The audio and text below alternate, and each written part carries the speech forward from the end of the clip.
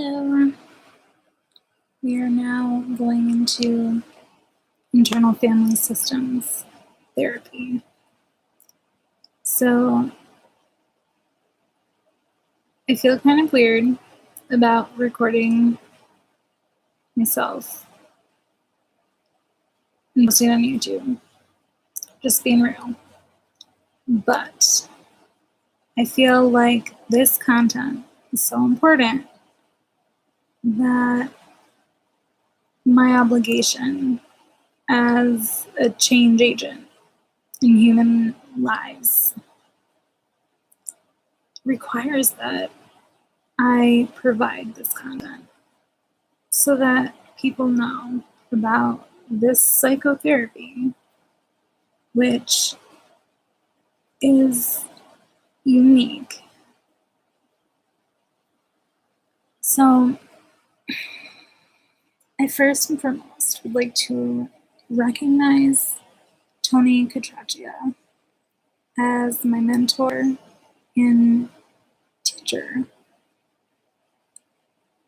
He provided me with the books, the information, the resources that I needed to learn and grow and embody a clinician that uses this modality to understand life and why people think and operate. One thing that's really cool about internal family systems is that I have not found a human condition or situation that couldn't be explained by internal family systems. That being said, the concepts that are considered realities in internal family systems theory and therapy are concepts that not every human is ready or able to delve into. There are some clinicians that haven't done their own therapy, or if they did, they didn't have the opportunity to grow in ways in which they could really take a look at internal family systems theory.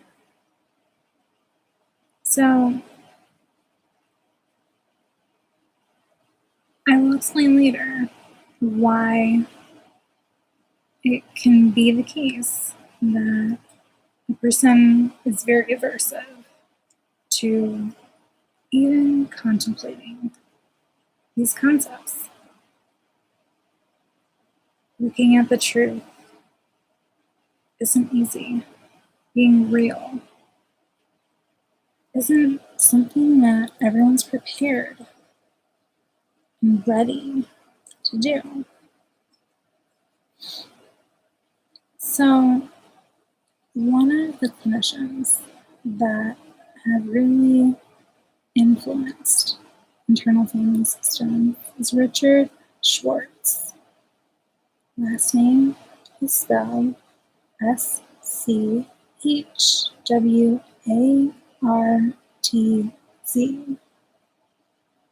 He has some amazing books that informed so much,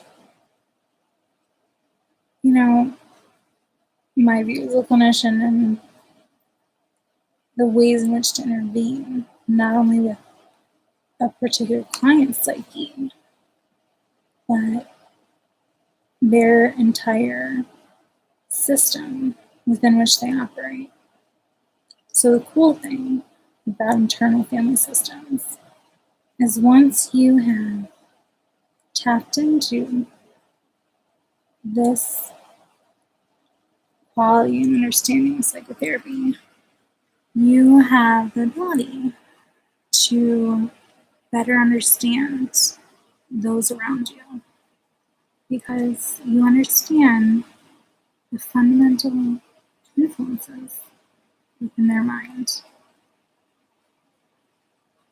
And internal family systems is powerful.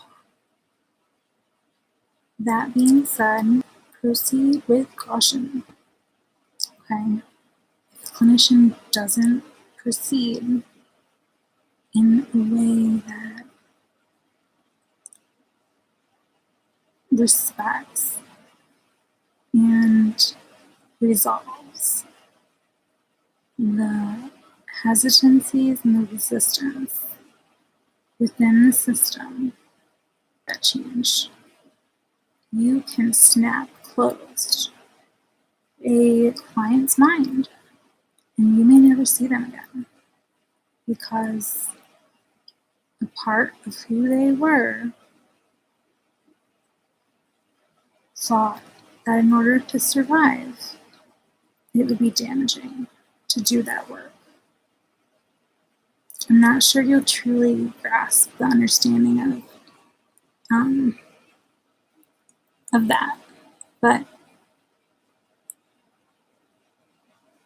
having a trusting and open and honest rapport with your clinician is essential.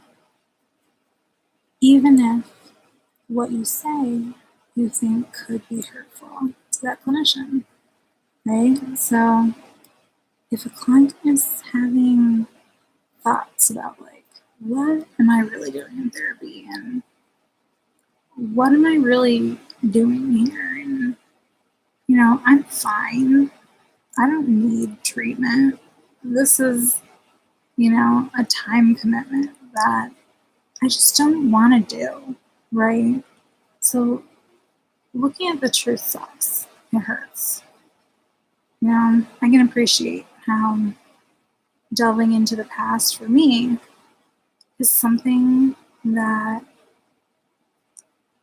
needs to happen carefully because, the impact and the significance of my history. The client needs to communicate what they're experiencing within their mind. And if you, as a clinician, do not feel that your client is being truthful and forthcoming, you haven't developed a strong enough rapport, and you really can't intervene without knowing all the different elements. So, if I have a client who's complaining of insomnia, but they're hiding from me the fact that they smoke every night, if I had known that they were smoking weed, I would have been able to inform them, hey, your insomnia is a result of marijuana, right? Marijuana can help a person get to sleep, but it doesn't help them stay asleep.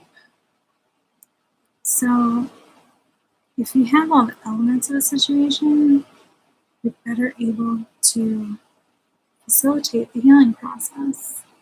So even if what you have to say feels wrong or hurtful, a client needs to be empowered to communicate that. So if a clinician does or says something that is hurtful to a client, that client, if they are going to really open up their psyche and expose their most vulnerable content within their mind, body, and soul, can't view that clinician as someone who cannot be trusted. So having clients understand, the responsibility of communicating in order to provide the best psychotherapy is important. I cannot tell you enough necessary step. That being said, clinicians should have the expertise to ask the questions that will provide them with that relevant content. I'm going to give you another example. I had a client, she came in with depression. She also had a history of vitamin D deficiency. In upstate New York, that's common. We don't get a lot of sunshine. So she went to her primary care physician and addressed the medical issue that was contributing to her mental health. So a clinician should be asking the right questions to elicit the right answers. And so don't be surprised if they're asking you about, are you having any thoughts of killing yourself? Have you had any thoughts like that recently? Have you ever engaged in suicidal behaviors? Some clients are very offended. And, they're just not ready for those deep revelations to occur. Some people have never opened up to another human. And so opening up is not natural.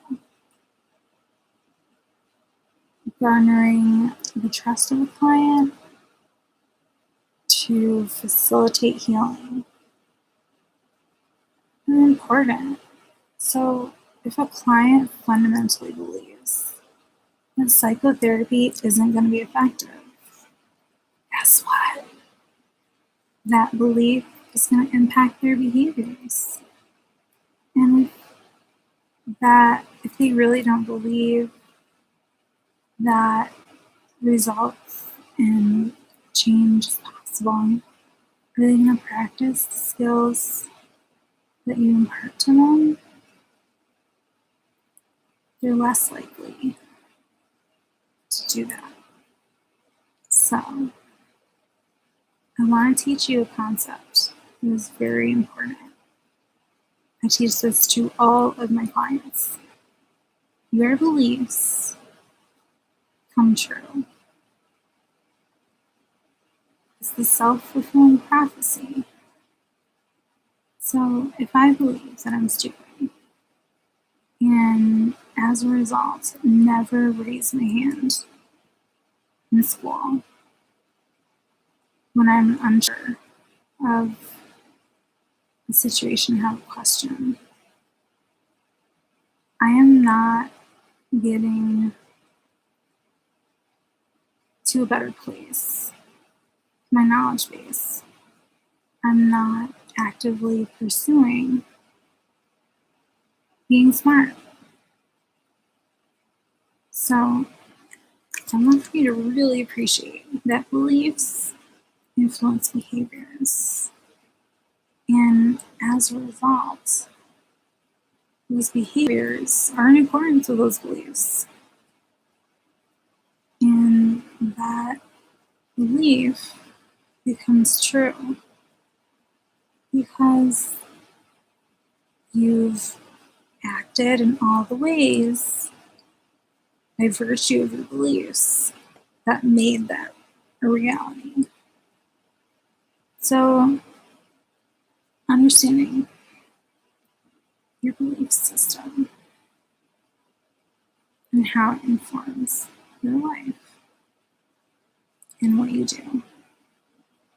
Something that, I think in order to really be objective and take a step back and view your life and different situations from a perspective that is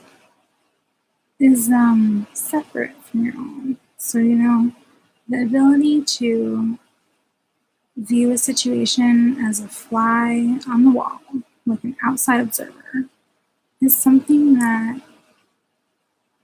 you can teach somebody. You can teach somebody to be able to slow down enough to consider the different alternative explanations to a situation. You can teach a client that the next time they are walking by somebody and they leave, that an alternative explanation is believing that, hey, my perspective is that I'm going to assign that scenario. Isn't that person just ignored me because they don't like me, which can elicit negative feelings.